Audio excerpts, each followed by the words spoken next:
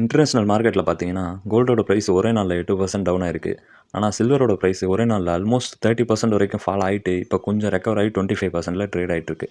இது பார்த்தீங்கன்னா நிறைய பேர் வந்து அவங்களோட ப்ராஃபிட் புக்கிங்கை பண்ணுறதுக்கான டைம் அந்த மாதிரி வந்து இப்போ போயிட்டுருக்கு. இப்போது நேற்றுக்கு தான் முதல்ல ஒருத்தர் இன்வெஸ்ட் பண்ணியிருக்காரு அப்படின்றவரோட நிலைமையை யோசிச்சு பாருங்களேன். சில்வரில் ₹1,00,000 இன்வெஸ்ட் பண்ணியிருந்தா ஒரே நாளில் 75,000க்கு வந்துருச்சுங்க. இது மாதிரி கோல்டு சில்வருன்னு இல்லைங்க, எந்த அசட் கேட்டகரி ஓவராக ஒரு லாஸ்ட் இயர் பெர்ஃபார்ம் பண்ணிகிட்டு இருக்குன்றப்போ அதை பார்த்துட்டு அதை போய் நான் சேஸ் பண்ணுறேன் அப்படின்னு போனால் கண்டிப்பாக அவங்களோட பணத்தை இழக்கிறதுக்கான வாய்ப்பு அதிகமாக இருக்குன்றதை இது இண்டிகேட் பண்ணுதுங்க.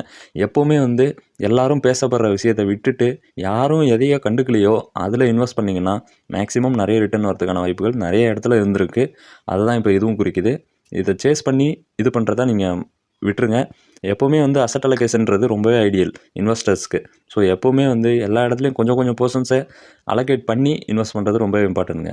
இதே மாதிரி தொடர்ந்து ஃபினான்ஸ் ரிலேட்டட் கண்டென்ட்ஸும் உடனடி அப்டேட்ஸ் பார்க்குறதுக்கு இப்போவே நம்ம சேனலை சப்ஸ்கிரைப் பண்ணிக்கோங்க. உங்கள் ஃப்ரெண்ட்ஸ் அண்ட் ஃபேமிலிக்கு ஷேர் பண்ணுங்கள். Thank you so much.